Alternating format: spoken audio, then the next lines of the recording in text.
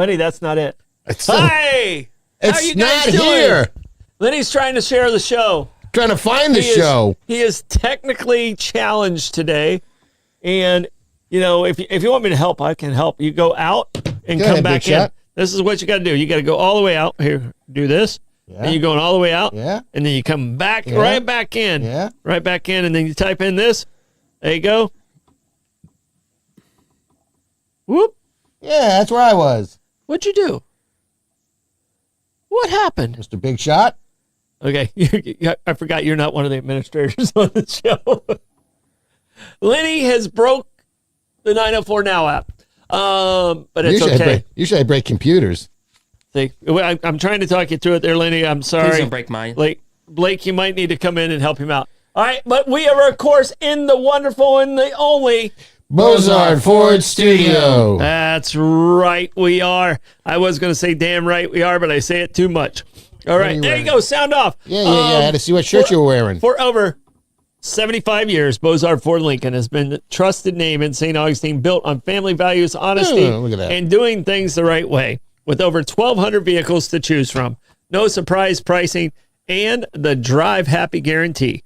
Bozard makes car buying simple and stress-free. That's the Bozard difference.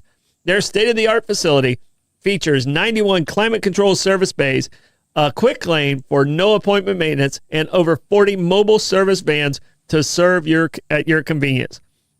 And, of course, Ford's Garage located right there on site. Just off I-95 and State Road 16, Bozard Ford Lincoln, they're driven to inspire. Vroom, vroom.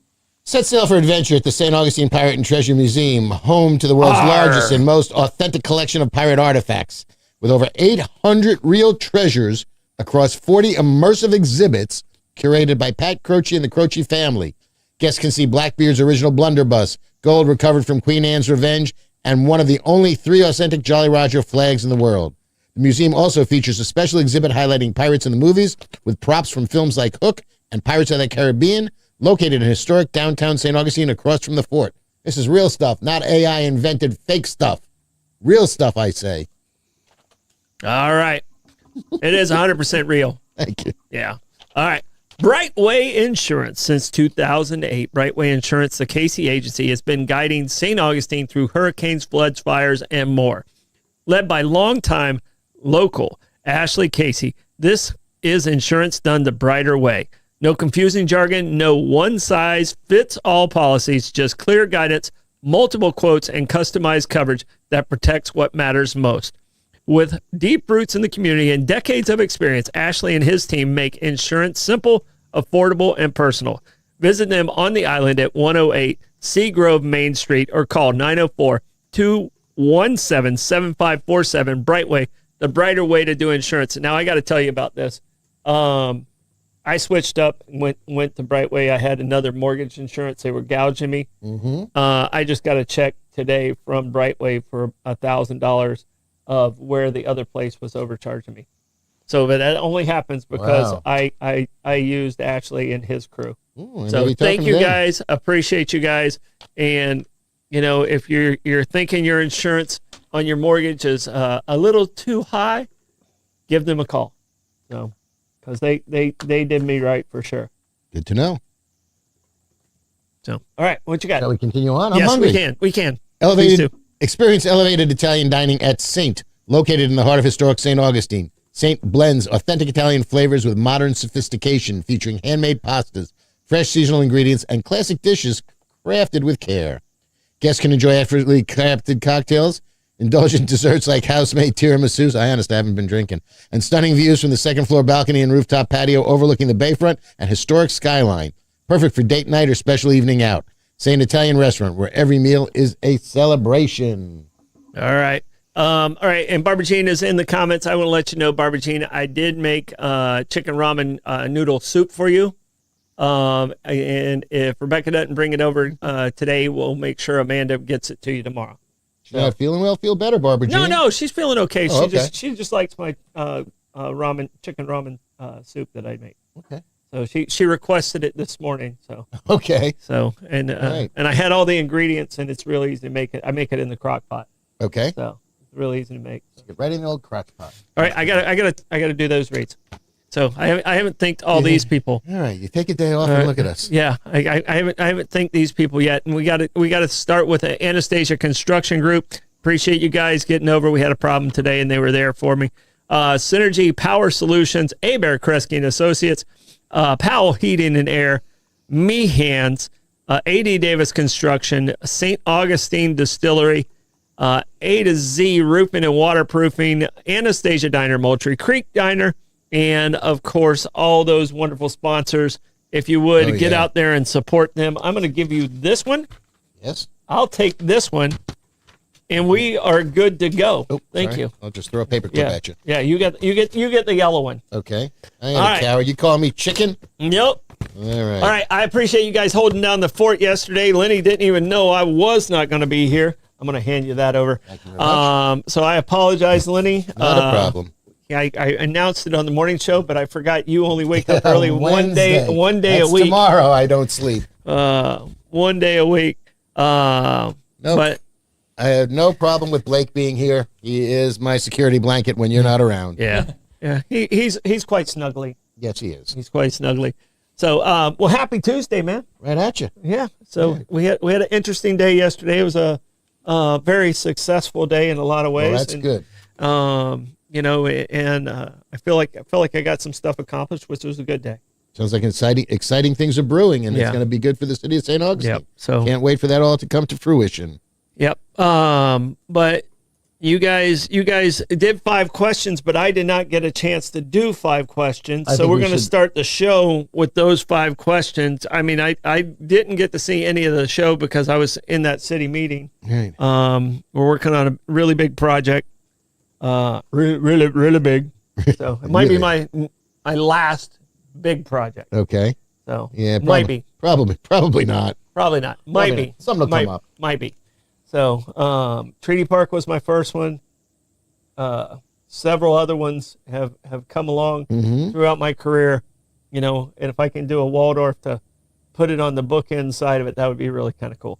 You know, we could go all Muppet on it if you can do a Waldorf and a Statler. Oh. I'm just saying. Oh, I don't know if Statler actually has a hotel brand. Because right now we're between St. Regis, which there's only 11 St. Regis hotels, which is like amazing. Right. If you want to Google what St. Regis is one on after this show. There's one on Fifth Avenue, yeah, for sure. That's a nice one. And there's I think 32 Waldorfs in the entire. That was a little disappointing when it's going to be exciting for St. Augustine, but it was a little disappointing when the Waldorf Astoria became a brand instead of the Waldorf Astoria. Yeah. You know, that was always the pinnacle growing up. But there is a Statler. It still is pretty amazing. Yeah. There's not a Waldorf you'll go into and go, yeah. Right. Yeah. And now it's another one of those situations where the Waldorf Astoria in New York, I believe, also does co-op apartments in it. You know, it's not just straight. Yeah. It's not just straight hotel. But there is a Statler. There is a Statler brand. The Cornell Hotel School operates a Statler on campus. Okay. So you know that was it. That was always a Statler. And if you're in the know when you're on campus, which don't forget I'm old, so the drinking age was 18. They had a couple of bars tucked into that Statler hotel. That was a great place to disappear on campus and get a cocktail without the college crowd, so to speak. Gotcha. So what? And before we start 5 questions, I'm going to start you off with a question. And I know the answer to Blake because Blake's the same one as mine. What is the nicest hotel you've ever stayed in? Oh. Yep. Okay. Honey, help me out with that. I stayed in some Lux properties in Vegas. You know, I stayed in some high end places in Vegas. We had a villa at the Turtle Bay Resort on the North Shore of Oahu. We stayed in the same villa that the week before Arnold Palmer married his 3rd wife. Okay. So I would say that was really pretty nice. Yeah. You know, we walked right out. You know, you had a little lawn, and then you had the water right in front of you. You're on the North Shore of Oahu. Yeah, it was pretty great. That sounds pretty awesome. Right up there, yeah. That sounds pretty awesome. Right up there. Blake, is yours in D.C.? I believe both of ours is the Days Inn that we stayed at before our Africa trip in Orlando. The Days Inn before. We stayed. We were going to Africa, right? Is that where we were going? So I usually handle hotel bookings and stuff like that. As you should. But at this point, we made a late decision that we're going to go down and then stay in Orlando, and then go to Take your flight. the flight. There was a lot of different hotels that were sold out. We ended up landing on a Days Inn in not such a good area of Orlando. It was right next to the prison, Okay. and the door didn't shut. It didn't lock. It shut, but it didn't lock. The curtains didn't, and there may have been blood stains on the curtains. May have been. Okay. I didn't carry my weapon with me because I knew I was traveling, Right. but I always have a knife on me. So I actually slept with the knife on my chest at this Days Inn. I don't think I've ever slept at a hotel with a weapon on top of me. And I made sure everyone was, dad sleep closest to the door. Right. That's the rule. That's the dad rule. Yep. So so that one was the worst hotel we've ever stayed in. Blake, what was the best hotel we ever stayed in? The best hotel that we ever stayed at was the Hotel Willard in Washington, D.C. The Willard. The Willard, okay. I'm telling you, it had so much history, so much character, and it was phenomenal. Like, and we were supposed to get a suite. They put us in the wrong room first, and then they moved us to the Ulysses S. Grant suite. Okay. And Smoke cigars. yeah, well, I'm telling you right now, this was top notch. Oh, it's a presidential suite. Well, it was, and Lincoln is the pinnacle of there, because that's where he wrote his speech, and that's where Martin Luther King wrote his "I Have a Dream." He rewrote "I Have a Dream" speech there. Really? Okay. Lincoln actually ran up a $16,000 bill that he walked on in his first inauguration. Come and get me, coppers. Honest Abe. That's so honest for you. No, but that was probably the best hotel. Probably the one with the most character is the one we stayed in Botswana. We stayed at the hotel where Richard Harrison and Liz Taylor got married. Richard Burton. Richard Burton, sorry. Yeah, Richard Burton Right. and Liz Taylor got married. And Which time? second time. Okay. Got to be accurate there. Second Okay. time. And I think we were in their suite also because it had its own private pool. The coolest thing is when we opened the door, there was a warthog right there, just outside the door. I like literally right there, and they're not aggressive at all. They're very docile animals. So that was probably one of the coolest ones. It's a bummer, Bobby, but thanks for the update. It was the Chobe River Game Lodge, I believe we stayed at. Is that what it's called? Yeah. All right. So we stayed in a Hilton in Washington. That was one of the coolest things we ever did. And the room was fine. It was just a nice hotel, a nice Hilton. But the view from our room was the Capitol Dome. Oh yeah. And that was pretty freaking spectacular to go in and open the curtains, and right there in front of you, lit up, was the dome of the Capitol. That was fabulous. Yeah. That was really nice every night to see that. Rebecca's on, like, because there's two that and Blake, you've been to one of these, in the BVI where we do the glamping. You open up. It's not even a door. You don't have doors Right. really. It's Right. kind of a screen door. You open up the door and you're right there over the largest reef. And you're looking right there, and the water's so blue. That's probably the prettiest view I've ever had from a hotel. Sounds like a lot like what you did in Hawaii. Yeah, well, that was it. We stayed in a place in Panama that was pretty fabulous too, because it was one of these cabins over the water. Yeah. And that was pretty great because there was a plexiglass square in the floor that you could see everything swimming under you too. Mm-hmm. It was pretty impressive as well. That was really very, very nice as well. We were down there for a wedding. That was that was the second place I saw parrots flying around loose on their own. Yeah. And Barbara Jean, the "I Have a Dream" speech, he rewrote it the night before. He had a completely different speech, and he rewrote it the night before. Right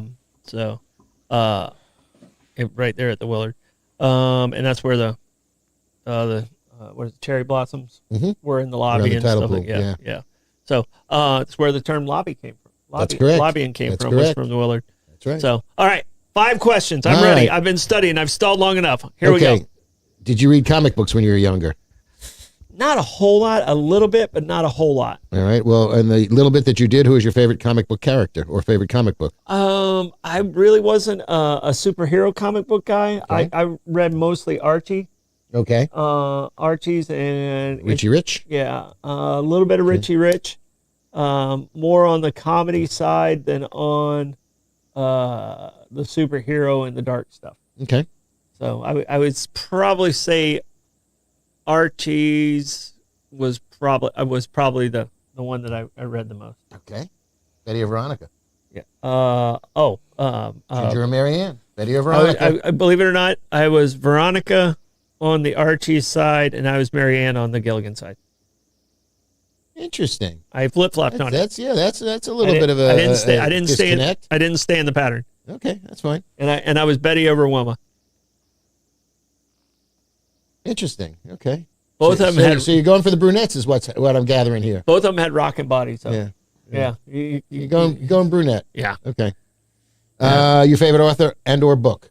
Early on, I was a Dean Koontz Okay. guy Okay. over Stephen King, and I later got into Hemingway. Okay. I would say Old Man and the Sea There you go. and the story of perseverance of Santiago is probably my favorite book of just not giving up. And if you haven't read Old Man and the Sea, No, you know, it's not a big one. It's one of Hemingway's easier reads. I would say it's an easy read, Yeah. but the story is amazing, and the perseverance of Santiago is just yeah. He good choice. read the book. Good choice. If you haven't, please Yeah, do. read the book. And I like Atlas Shrugged. I mean, but I would That was work. I would put Old Man. Yeah, it's a labor. I would put Old Man and the Sea. You could easily read Fountainhead. Anthem. Yeah, I read Fountainhead. I didn't read Anthem, Okay. and I saw the movie Fountainhead. Right. So Do you have a favorite quote from a book or from a speech? Quote from a book. Well, my favorite quote of all is from a speech from Helen Keller. I am one. I am only one. I cannot do everything, but what I can do, I shall do. It goes a little further than that, but it's basically saying, don't be restricted by who or what you think you are. Right. Do everything you can to the maximum to maximize who and what you are. Yeah, I was reading yesterday. My quote was from Teddy Roosevelt, "The Man in the Arena." Yeah. Big on that one. Well, I mean, it's either that or you're killing me, Smalls. That's Okay. Yeah. No, wasn't from a movie. Sorry. Yeah. No. Screenplays don't count. screenplays don't count. No. Well, they should. Well, that's Well, true. they're written. They are written matter. It was written. They are written It was matter. written. That script was written down. Okay, you may have sort of hinted at this one because your favorite beach or mass market book, and you said Dean Koontz, and so he's sort of a paperback throwaway. Dean Koontz, The Watchers, is probably my favorite of his, just because I love dogs, and I don't know if you ever watched it or you ever read it. So it's a little freaky. Okay. And how many books do It's you read? very similar. The dynamic of the dynamic in the book is very similar to Stranger Things Oh, and Elle and the 11. escape. Yeah, 11 and the escape. If you read the book and you watch Stranger Things, you'll see the correlation. Okay. So. I will take your word for it. Yeah. And how many books do you read at a time? I don't read books anymore. Okay. I'm Do audio? I don't audio anymore. I am more of a short stories. I've always retained really well. So We know that. I'm a documentary guy. Yeah. So documentaries have gotten so prevalent, and I can knock it out in an hour and a half. So I'd rather watch 5 documentaries than read one book. Okay. And it's and for me, and my dyslexia, it takes me probably 3 to 4 times as long as it takes you to read a book. Well, you might Well, the be good- surprised, but yeah. Good part is I do retain. Right. Once I get the knowledge in there, I retain it pretty well. But I don't read really. I'm more of a documentary, and I really like documentary series. I get locked in on those.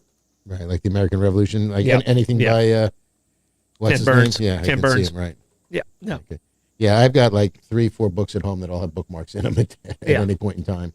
Yeah. No, and I should, to keep my brain moving properly, read more as I'm getting older, and that actually helps, doing that and doing quizzes and stuff like that to make your brain sharper. My parents, who are in their mid 80s, they play cards almost every night, or board games, and they they're from Deland, so but they don't have much of a fall off of where they were at when they were 50, Right. because I think that actually helps them. Yeah, that's great. Well, you just got to keep your mind sharp. Absolutely. Constantly doing stuff, the New York Times puzzles, crossword and/or connections and Wordle. Yeah, Wordle pisses me off, Barbara Jean though. asked me if I saw or read The Dark Side. I did not read The Dark Side. I did read a lot of Stephen King's early stuff. Carrie, Firestarter. What's the Pet Cemetery. Pet Cemeteries? It. A lot of people don't realize he did. Stand by Me. He did stories. He did 3 stories by Richard Bachman. I read all 3 of those. Thinner. I can't remember the other 2, but he wanted to prove that it wasn't just his name, Stephen King. Right. And these became bestsellers too. Right. He's a very talented maniac, Yes. and I'm saying that because he's from Maine. Right. So You weren't throwing shade on him. Okay. Yep. Thank you for catching up from yesterday. All right, that's all 5. It was like you were actually here. How'd I do? You passed the audition. I passed the audition. Yeah. So what was your favorite book? Jonathan Livingston Seagull. Okay. Has been for years and years. And who's the author that's kind of your hidden go-to? I would say it's probably David Baldacci these days. It was Tom Clancy forever. Mhm. You could just escape in them. What's his name? Who wrote The Firm? The Firm was John Grisham. Grisham. I read a lot of his Okay. as well. I always get Clancy and Grisham. Clancy was. I always get those 2 crisscrossed. I read The Firm, and who wrote Hunt for Red October? That was Tom Clancy. Okay, yeah, those are the 2. That's what I'm saying. I get them 2 flip flop. Grisham was legal thrillers, Mhm. and Tom Clancy was espionage and political thrillers. So, the problem when they converted both of those to movies, I felt like they left off very key parts of. Did you read The Firm? Did you read Hunt for Red October? Yes. Did you see both movies? Yes.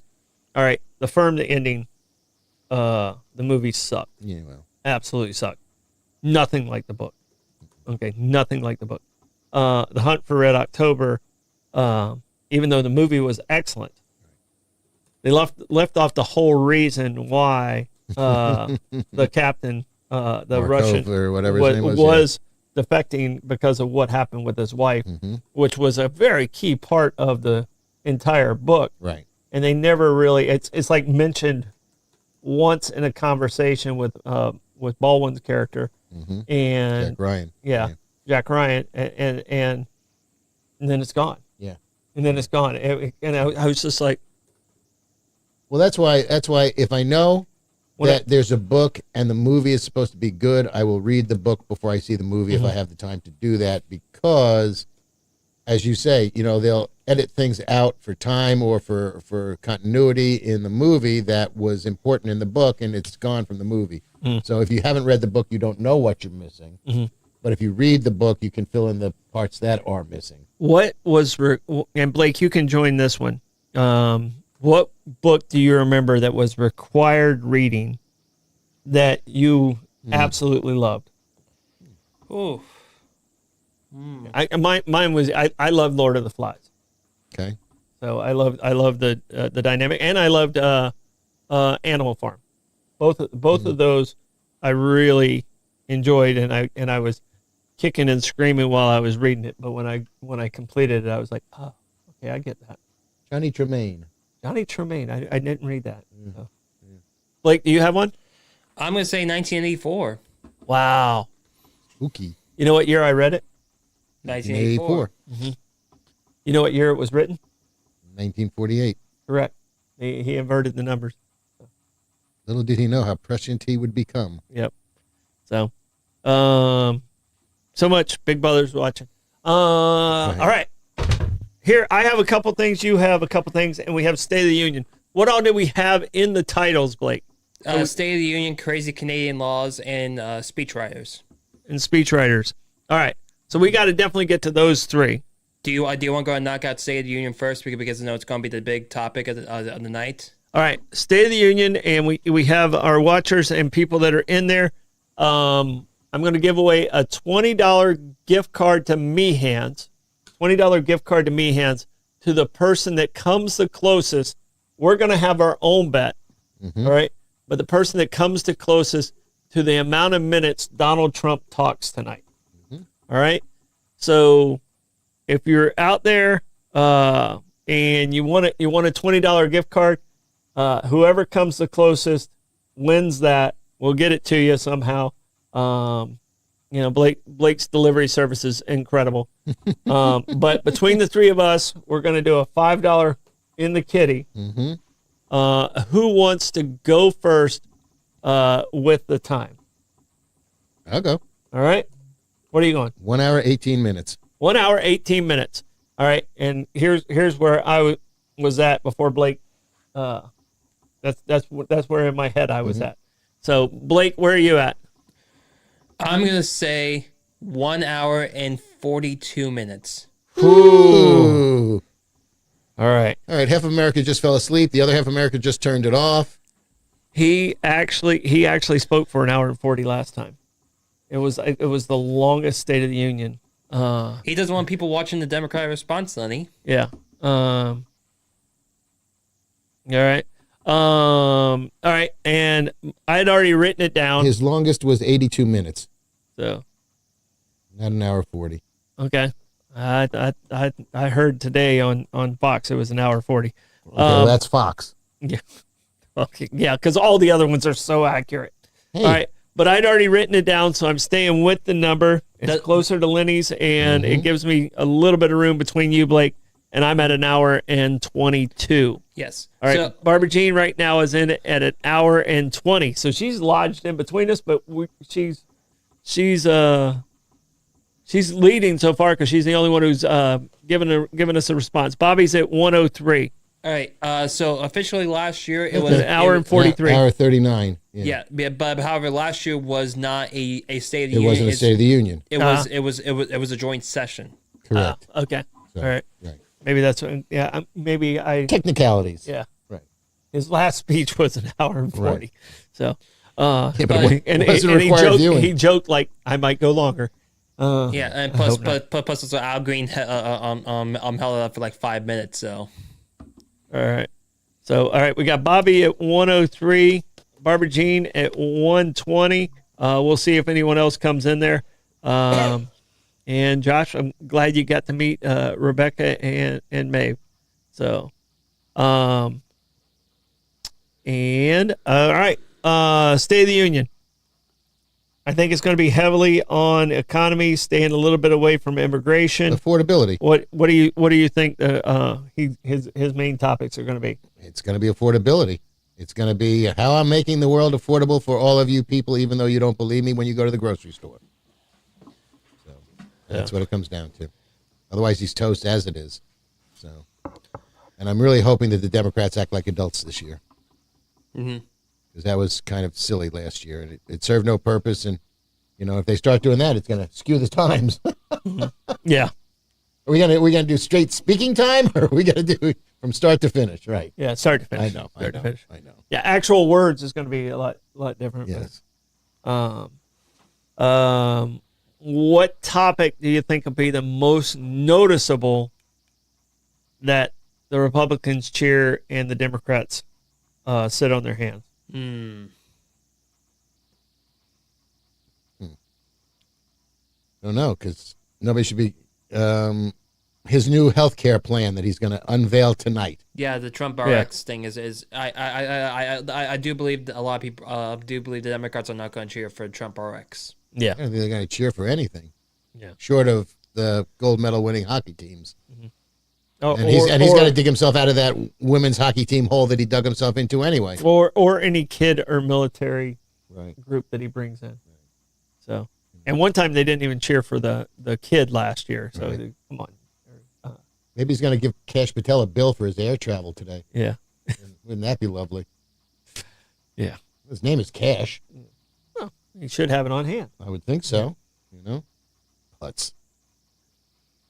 Yeah. But So, you know, when Bill Clinton was doing one of his State of the Union addresses, the teleprompter went out, and he basically ad-libbed and did an entire thing on the fly.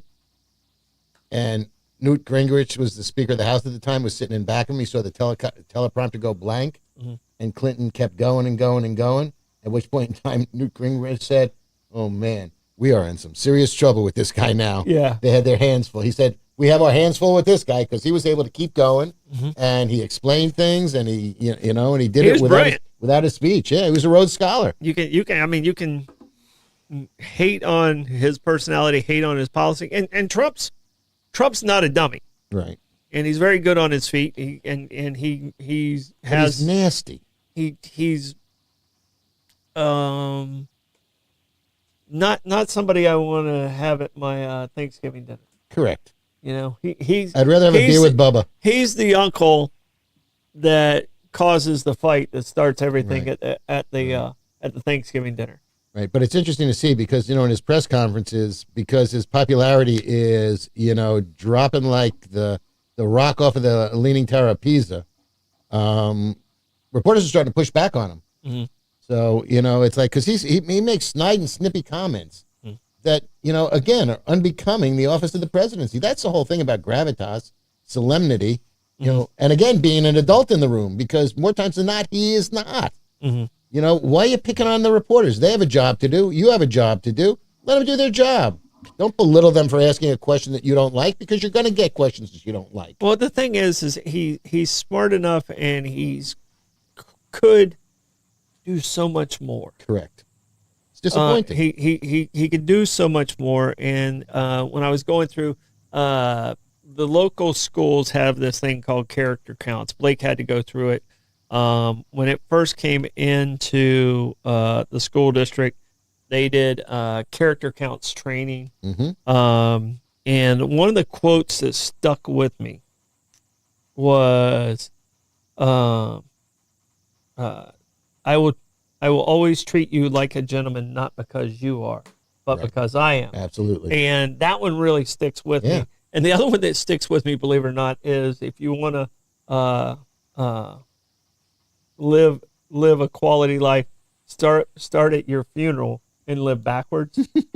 Right. See who shows up. Right. Who shows up, what people are saying, and how that plays out.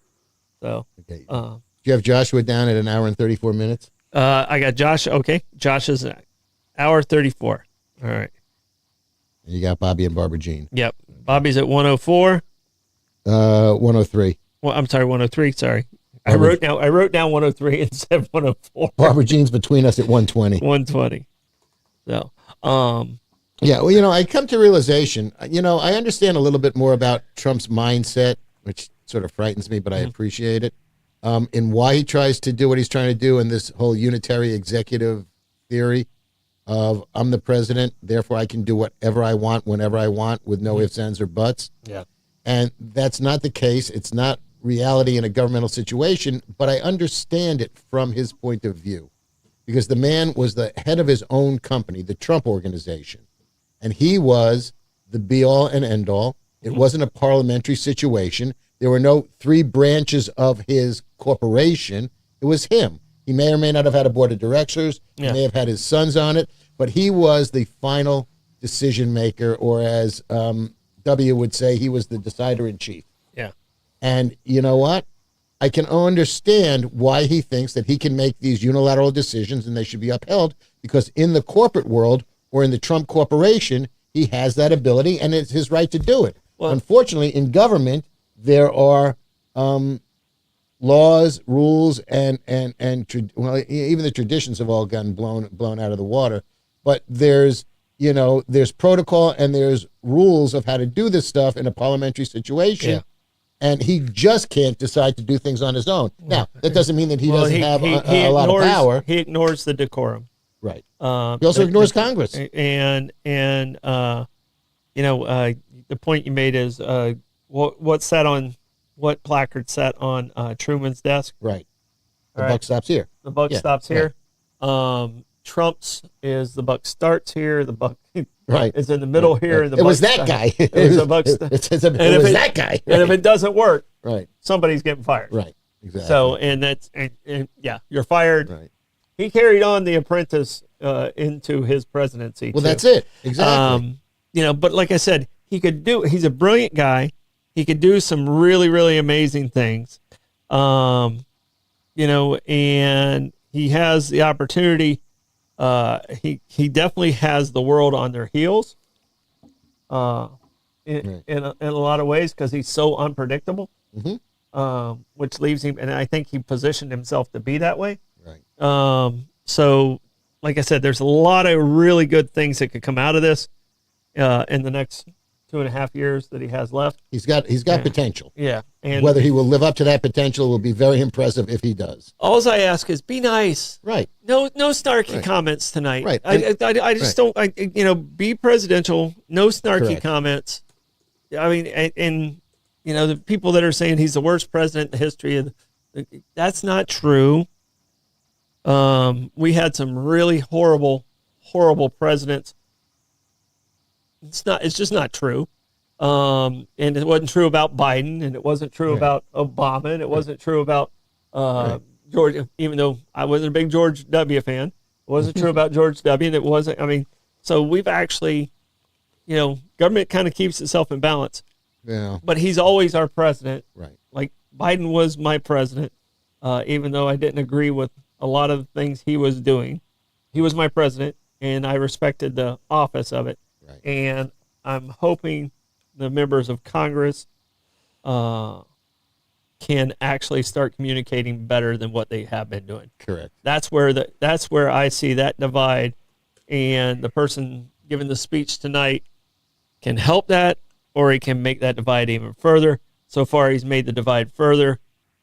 You know what? You got 3 years to bring it back together, or we're going to end up with a nothing burger, and everything that you think you're going to accomplish is going to go away in 3 years. So, and that do some healing is what I'm saying. right. And with his venal thin skin, if he goes down as one of the most disliked or presidents with the lowest approval ratings, he's going to lose his mind.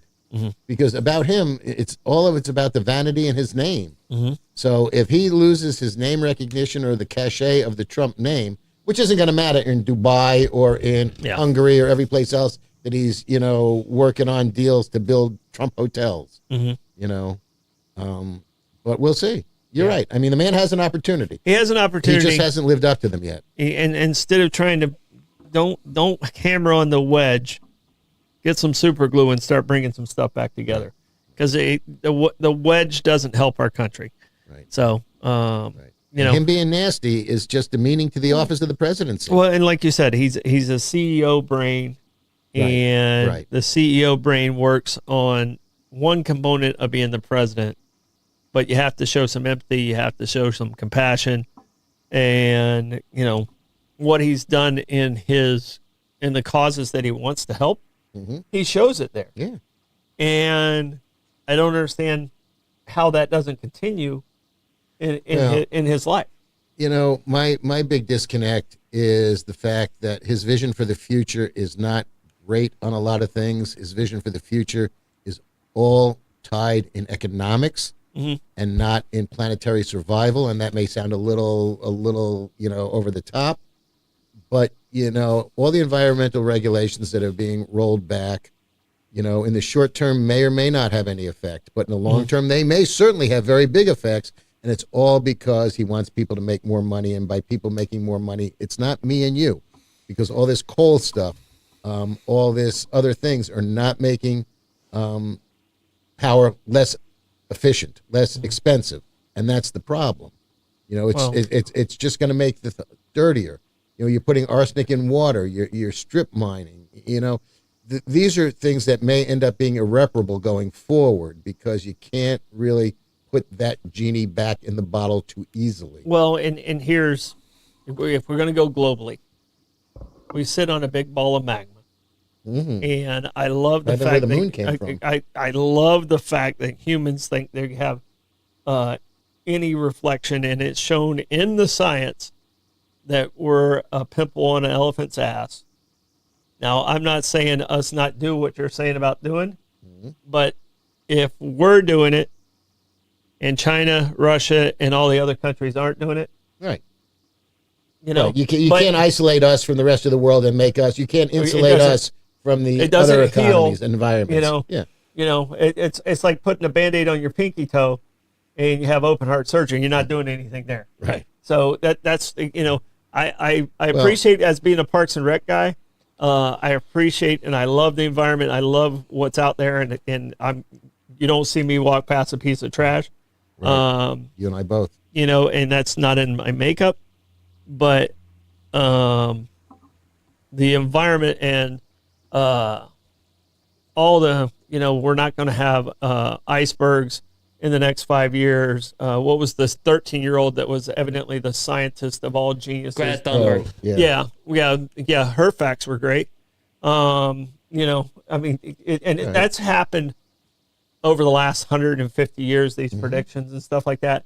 And the thing is, we're at the mercy of the big ball of fire we sit on.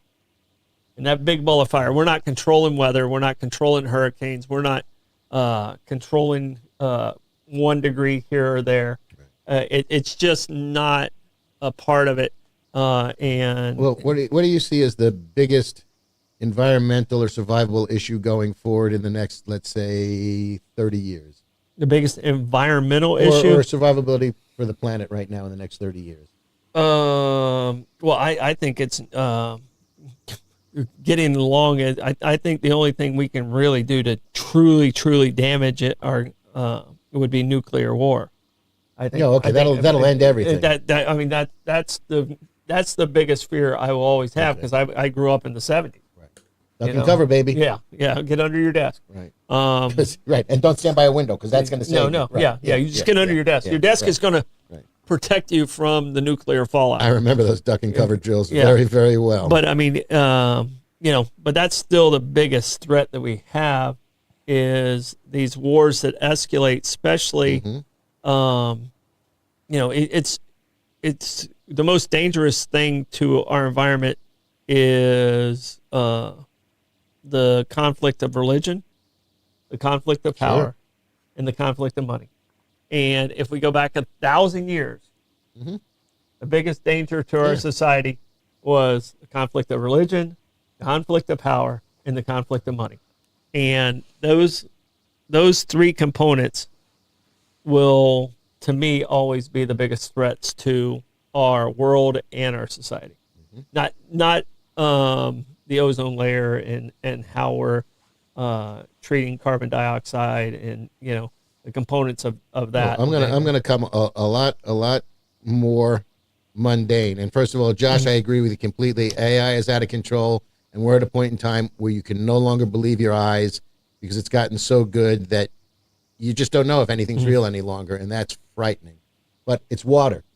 We are going to run out of potable water sooner than later in the world, and there will be people that will be not having any water, and we need to figure out ways to clean it, find it, make it, because that's I agree. and that's not long term. That's in the next 25, 30 years, if not sooner. Water is the number one killer in the world. Waterborne disease is the number one killer in the world. And the reason I'm not thinking that's the end of it is I've spent time on a sailboat desalinating water. Well, if the ice cubes melt or the icebergs melt, that's fresh water. We have plenty of fresh water. It's just tied up in ice. It's tied up in ice, and we have plenty of salt water that we can desalinate. Right, and we don't do that. And the technology is there. Sure, look at Israel. But the money to do it, they haven't figured out how to monetize it yet at the higher levels, and that's the reason it's not in existence. Well, which is a problem, because if you can't make money on it, why give people clean drinking water? Yeah, and that's just ridiculous. Yeah. So All right. State of the Union. Right now, I got Bobby at 103, Josh at 134, and Barbara Jean at 120. I didn't see anybody else, right? That's all I've gotten so far. All right. All right. So, and they're playing for $20 gift card to Meehan's. Correct. Great food at Meehan's if you guys have not eaten there in a while. All right. Blake, what else was in the title? Crazy Canadian laws and speechwriters. All right. I'll make crazy Canadian laws really, really quick. Okay. All right, because there's some ridiculous ones that, and it's by the different provinces. And I did all this work on speechwriters. Go on. Right. Chop. No, I'm giving you time. All right. Ontario, it is illegal. There's no whistling or singing loudly at night. You can get a ticket, written a ticket, not amplified. Just if you decide to sing or whistle, you can get a ticket. Quebec, margarine can't look like butter. So you can't sell margarine if it looks like butter. In a stick or in a color of yellow? In the stick, in the color of yellow, it can't look. If they're side by side, they can't look alike. Well, that's going to be confusing. Yeah, and I had American foods that are illegal.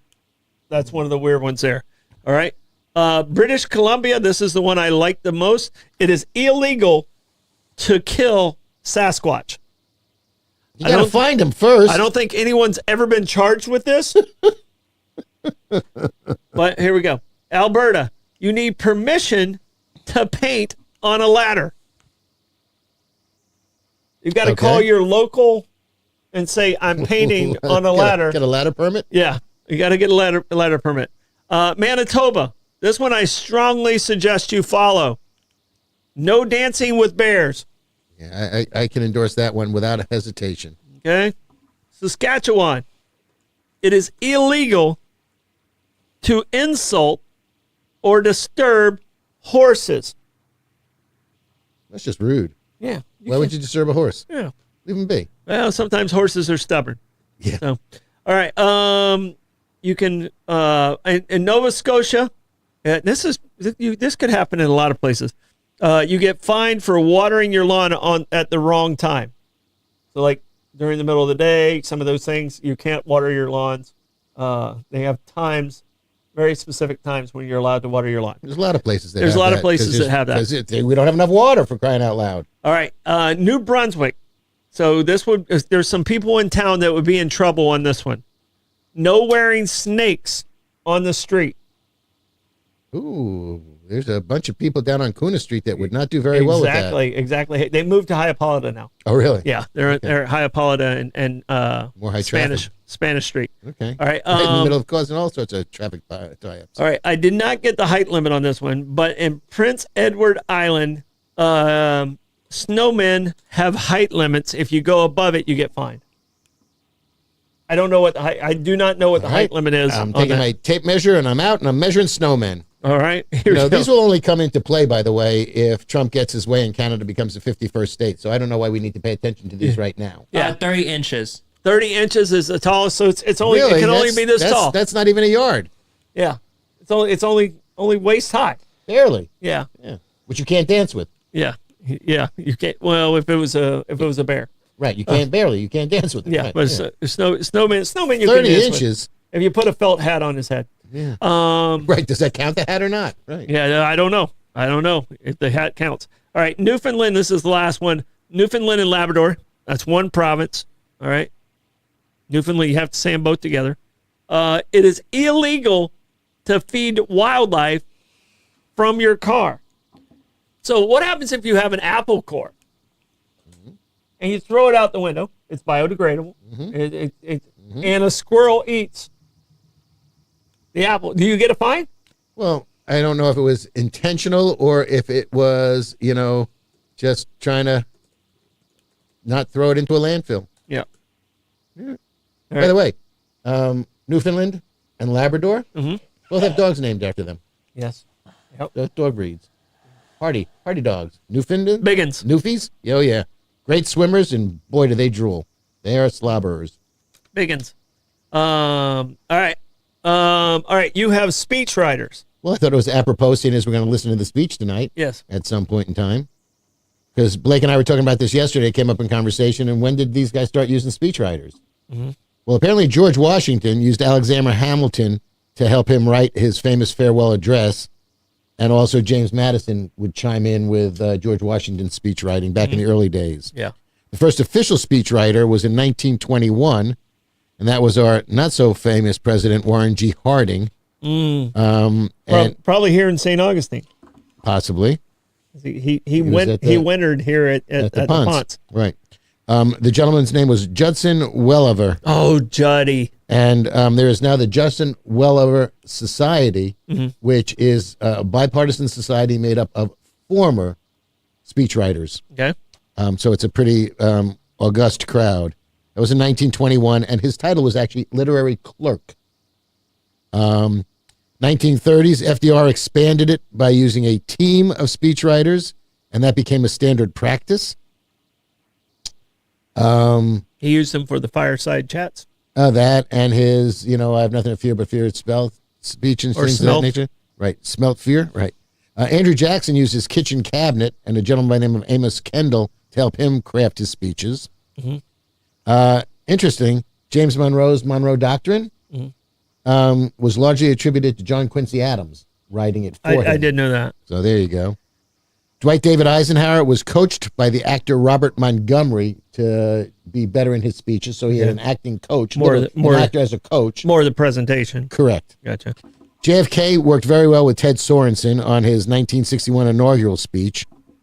Ronald Reagan had Peggy Noonan write speeches for her, and she said he was great at taking direction, which makes perfect sense. All right. She said he had no ego. I stay with Sorensen. Okay, Ted Sorensen, sure. I think Sorensen, LBJ, after JFK was assassinated, LBJ almost got down on his hands and knees and asked Sorensen, he's like, you understand the man that I'm having to take on and continue his mission, which LBJ did. Great society. Even though he didn't believe in what JFK basically was putting in place at the beginning of his vice president, but he felt this is what the American people voted for, so I had to continue it. And it became the Great Society. Yeah. And LBJ is another one of those guys with no couth.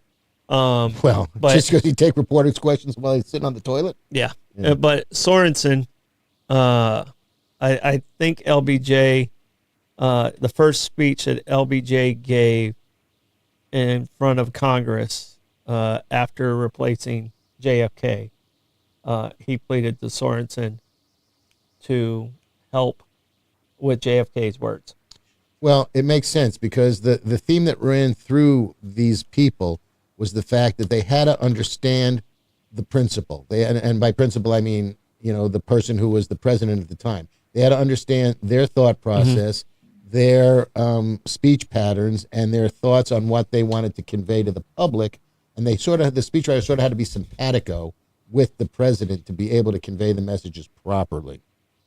I told you about Bill Clinton doing the whole thing, extemporaneously when the teleprompter went out. Today, it's the White House Director of Speechwriting who oversees an entire department. So it's a legitimate White House office. It's an entire division, yeah. Correct. Yeah.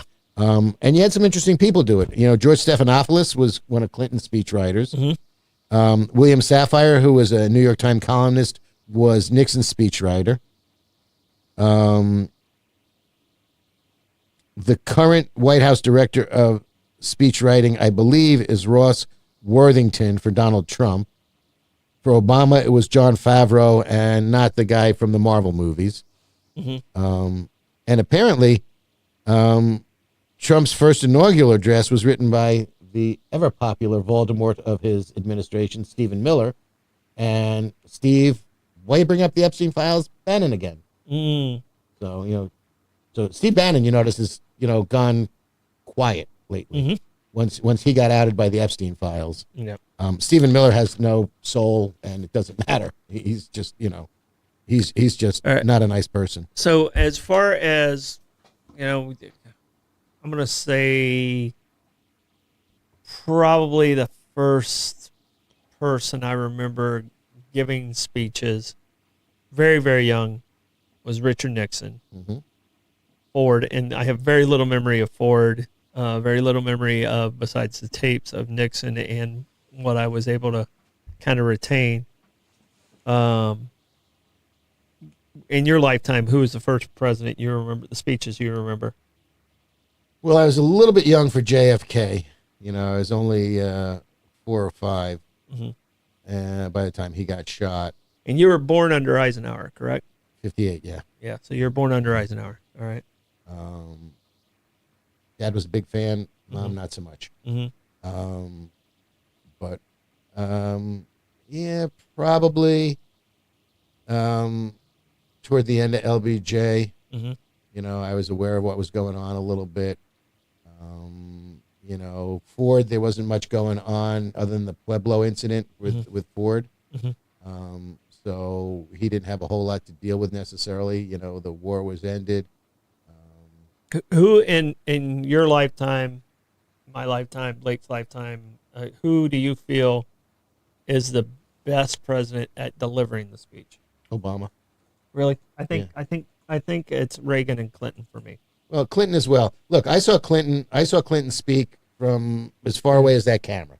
Yeah. You know, when he was running for office the first time. If I brought the TV closer, I would be the same. Yeah. And it was really interesting because I listened to the man speak. He was really spot on. This is when he was barnstorming with Tom Harkin. Okay. They came to Long Beach. Clinton spoke. I will tell you, you know, and he got asked questions, and he said, "That's a very good question, and I'm going to endeavor to get you an answer to that question." And he, you know, and he didn't because he didn't have the answer there. And he said, "But I will look into it." Left Long Beach, went to Buffalo. Harkin backed out, endorsed Clinton, and that's when Clinton made his way onto the nomination to become president. So to hear him speak, those two, and the reason I think Obama was believable, but I think Obama was more staged and stayed on script than Reagan and Clinton. Really, and I feel Clinton, we know he can be extemporaneous. I feel like that made them more human. See, I would think that Reagan, with his background in acting and literally reading scripts, I didn't see him varying off of scripts too terribly much. He did actually quite a bit, and if you go back and watch some of his stuff, I think one of the funniest ones was where a balloon popped about 2 months after he had got shot, and the balloon popped, and right in the middle of his speech, he says, "Miss me." And he kept going, and he just kept going. Right, he was sharp. He was right. But I mean, until he lost his marbles, he was pretty funny. His wit, and I think Bill Clinton's charisma, made him more endearing than the words that are actually in the speech. See, because sometimes it's not the speech; it's who's delivering. Absolutely. And.